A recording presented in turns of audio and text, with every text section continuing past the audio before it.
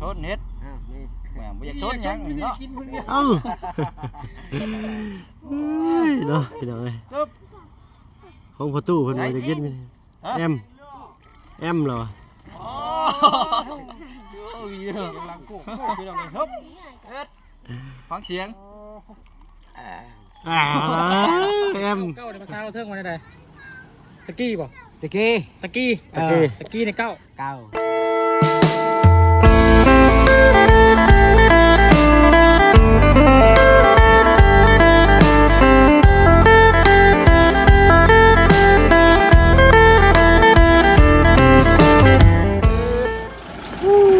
สายด่วนอันนี้นี่เนาะ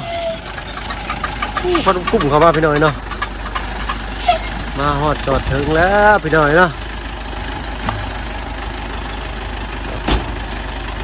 ตีนเสาหรือว่าบ่าเสาพี่น้อยเนาะเสา4 6 8 9พี่น้อยนะเสาตะโม9ได้ก่อนฮะเอาลงเดินพูดได้บ่ได้บ่ลงในกระเตงเขาอยู่ไปกระเตงไก่แม่งเขาอยู่ไปเอาก้นเขาเลยมามองก็ได้เรามองเท้าพวกคันก็ได้ปล่อยนี่ก็ได้แล้วจังเห็นเป็นกิ้งกับไปนี่แล้วจะรถจอดรถรักบ้านนี่รถเทนเลยเนาะดำโดยการยกและเขานี่ก็ได้นี่นะโอ้ทางประตูเนี่ยสบายดีเจ้าโอ้ยเนาะเรามาเลยพุ่นเสาเจ้ามาเลยเนาะกินเสาสิ่งเป็นสิ่งกันดังกันภายในขับรถนี่ก็ได้เนาะเอ็ดเนาะก่อนอื่นก็กราบทักทายสบายดีพ่อแม่พี่น้องเพื่อนทุกคนเนาะยินดีต้อนรับเข้าสู่ช่องบ่าวเพิ่งเคยล่ะอีกคือเก่าพี่น้อยเนาะบายแก่ๆเนาะมื้อนี้ย่างกายเข้ามาทางบ้านพอตู้7 ปีพี่น้อยเนาะทางบ้านน้องลาน้อยเพิ่นพี่น้อยเนาะทางบุญสารวัตรก็ได้สั่งบ่าเสาหรือว่าเสาตะหม้อพี่น้อยเนาะมาส่งพอดีเลยพี่น้อยเนาะก็สุดยอดเลยขับมาเมื่อกี้นี่ลุยเข้ามาพี่น้อยเนาะเก่าต้นพี่น้อยเนาะเอาแบบประกบกันเลยเนาะนี่เอ็ดน้องรถเหยียบตีนด้วย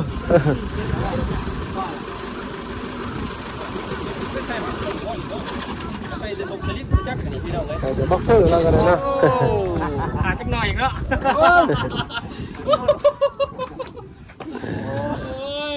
ปกป้องให้คนหายใจอีกพี่น้องเลย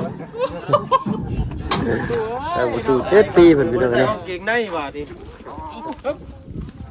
นักเลยพี่น้องเนาะเบรกได้อยู่บ่พ่อไว้หั่นแหละนอกเลยแล้วคนไว้สรุ่นกลับแข็งอยู่พี่น้องเลยกลับแข็งกำลังคือคักมีการออกแห้งเห็นนะยกจะยกก่อนนักซ้ำนอก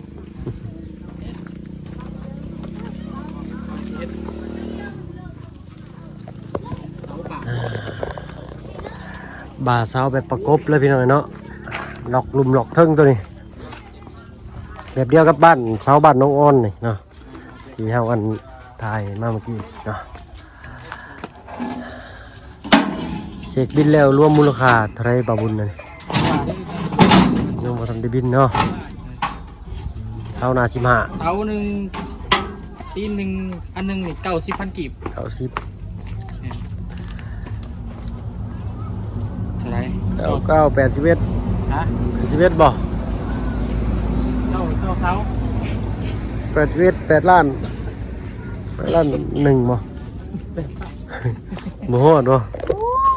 800,000เนาะ810,000เนาะ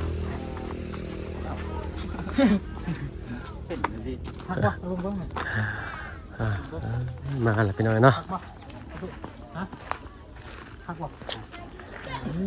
ยึดล็อกลุมล็อกเพิ่มเลยแบบประกบเลยนะเนี่ยเนาะบากใหม่ใส่แล้วก็ม แนบใส่กับนี่ มักบ่ประตู น็อต มักเอ้ย เข้า เนาะ แบบนี้ก็งาม แบบนี้ป่ะ โดย งามแล้วก็ ทนทานได้รุ่นนี่ แน่นนี่นะอีกเนาะ โดยเฮ็ดแน่นแล้วนี่ มันแน่นมันต้องตั้งไว้ชื่อ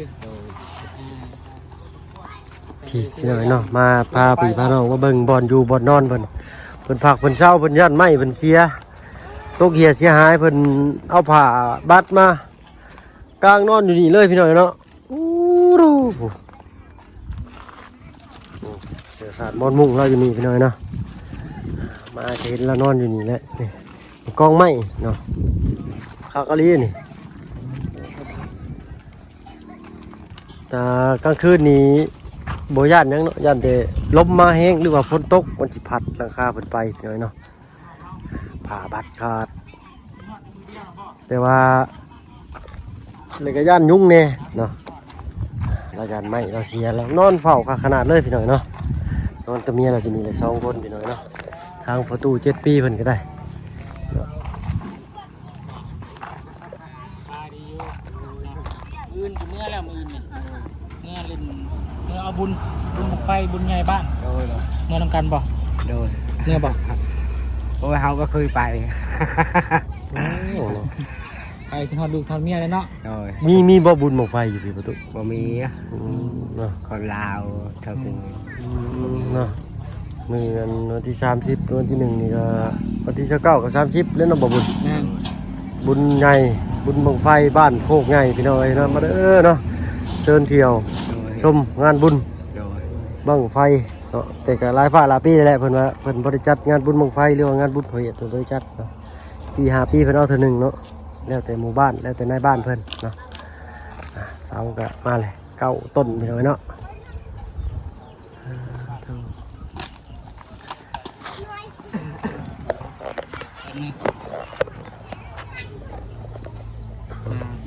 สูง60เซนเดี๋ยวฟังลงประมาณ30เซนนะ ก็ใส่กับ เซน เสาไม้นี่ก็สูงเจินเทินเลยพี่น้อยเนาะสออกสไตล์กระตูบเพิ่นว่าทางประตู7 ปีเพิ่นมักสไตล์กระตูบเพิ่นว่าเนาะ เรียบร้อยเนาะ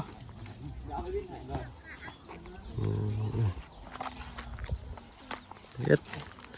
มื้อแรกนี่สิเฝ้าอยู่นี่เนาะประตูเนาะ ต้องเตรียมเอาใหม่มาหรอวะ นอนอยู่หั่นบ่นี่ โดย นอนกับไผ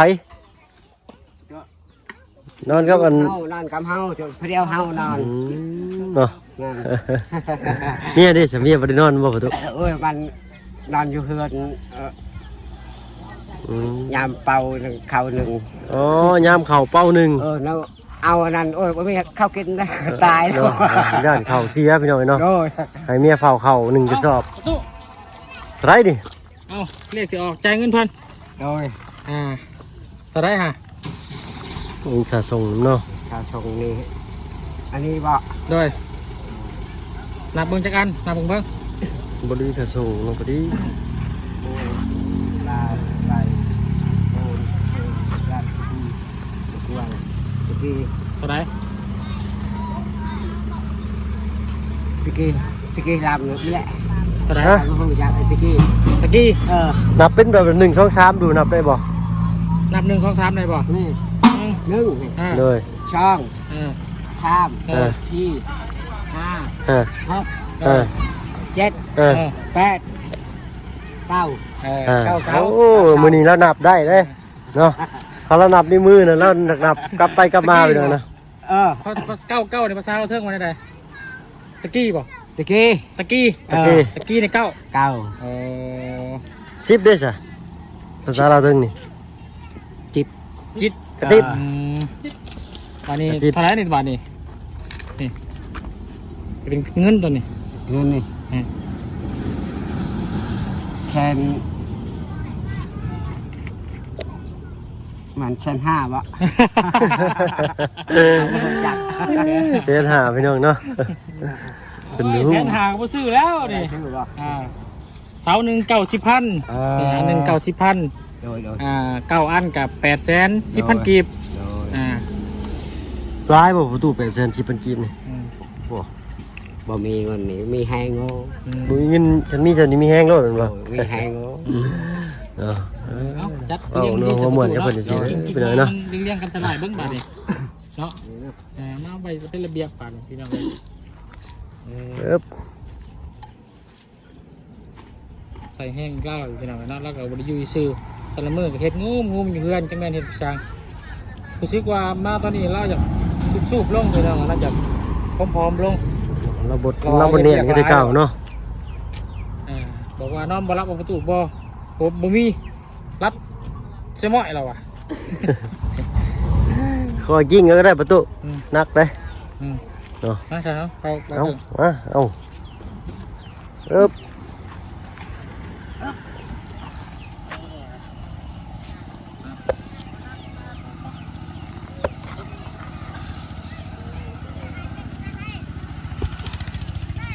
มันมาครับแล้ววันที่นี่แต่งไว้นั่นกับคนไทยพูดได้เพื่อเขาสิได้ตั้งเพื่อนพี่น้องเลย พอดีเลยมาตากนี่อีกเนาะ เพื่อนที่นี่แหละ เนาะขอโทษขออภัยน้ำลายพี่น้อยเนาะเมื่อกี้นี่โทรศัพท์อุณหภูมิสูงเพิ่นเลยตัดไปเองเพิ่นเมื่อกี้นี่เนาะก็บ่เป็นหยังพี่น้อยเนาะมาเก็บภาพใหม่ให้พี่น้องเบิ่งอีกก็บ่เป็นหยังเนาะ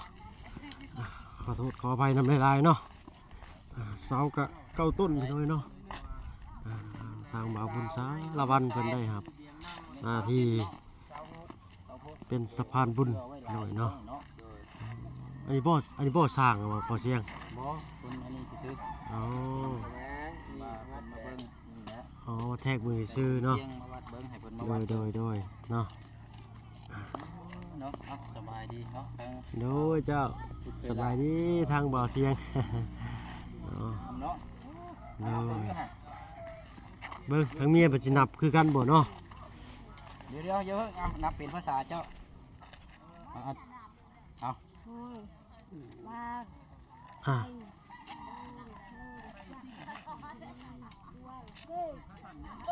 เก้านี่คือยังก่อนเก้าเก้บ่ กัง เก้าเนาะเก้า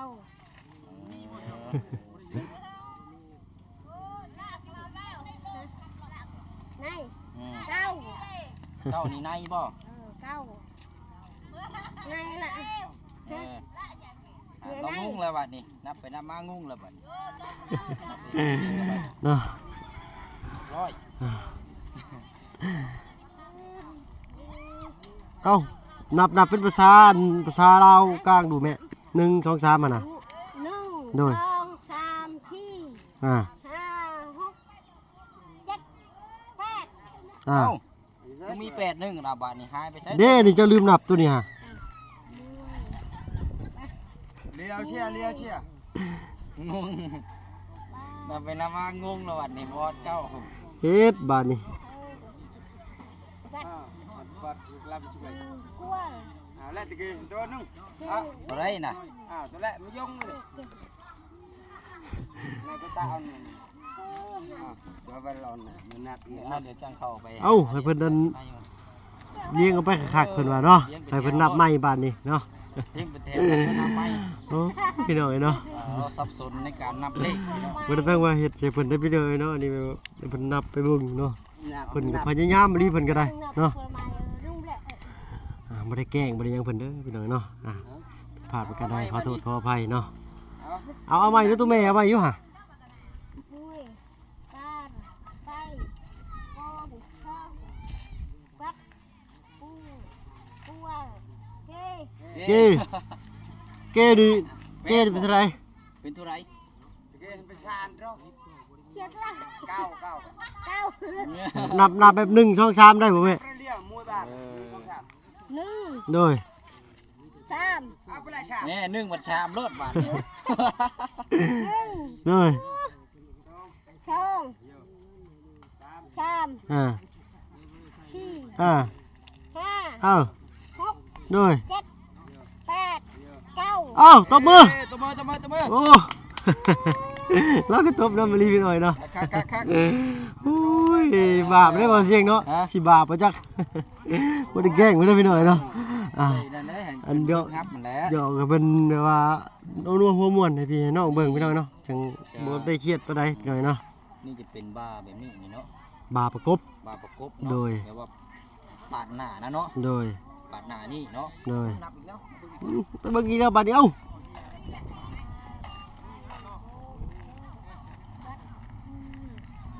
เฮ้ย เก้อีกแล้ว เนาะ เก้า เอานับ1 2 3ใหม่เบิ่งมือแม่นับ1 2 เฮ้ย 3 พอแล้ว พ่อบ่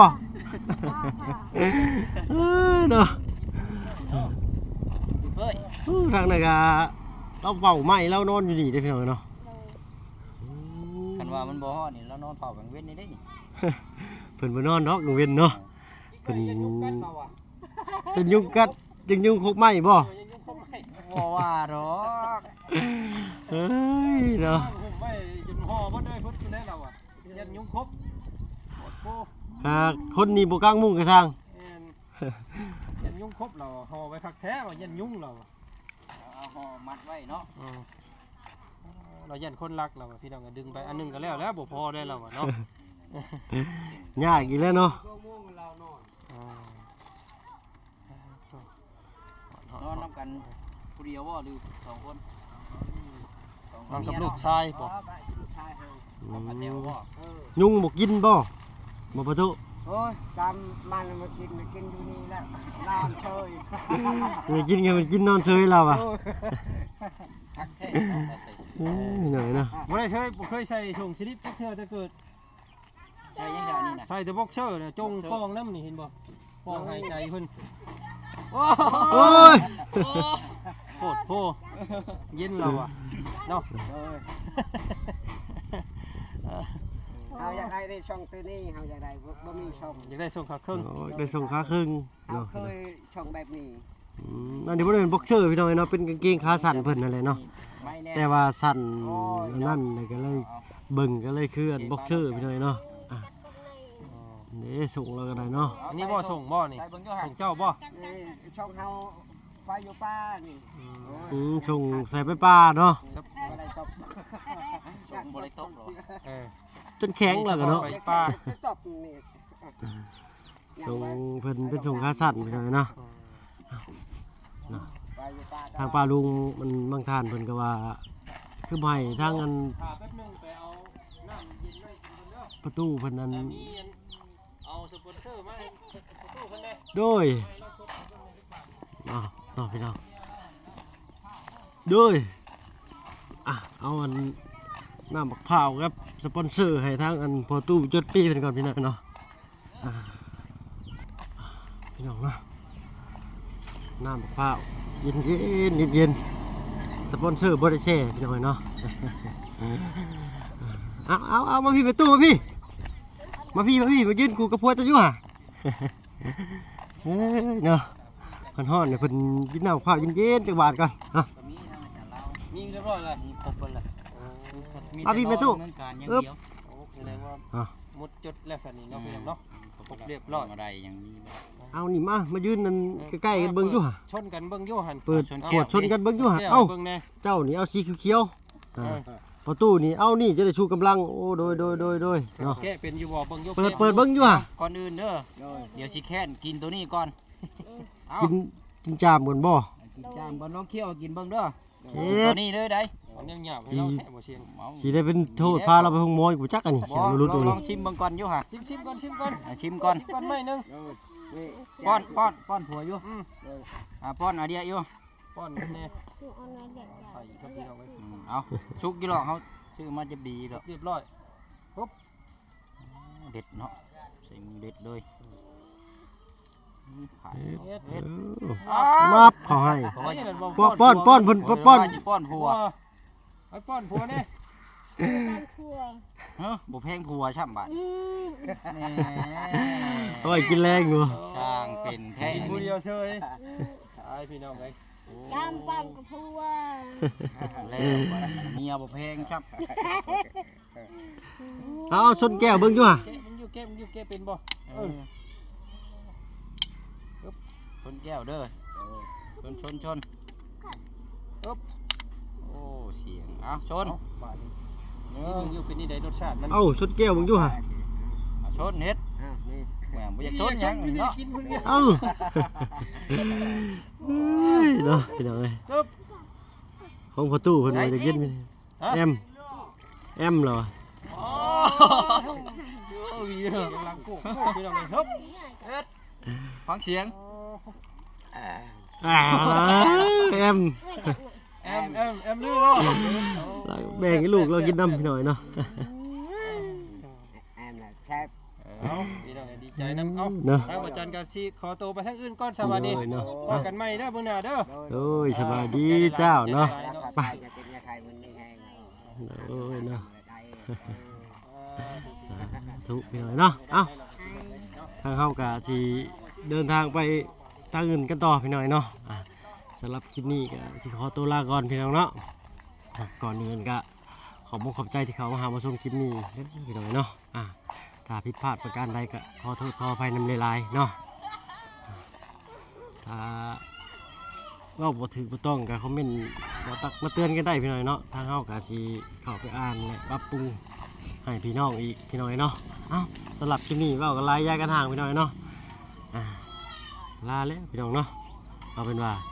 สบายดีเนาะ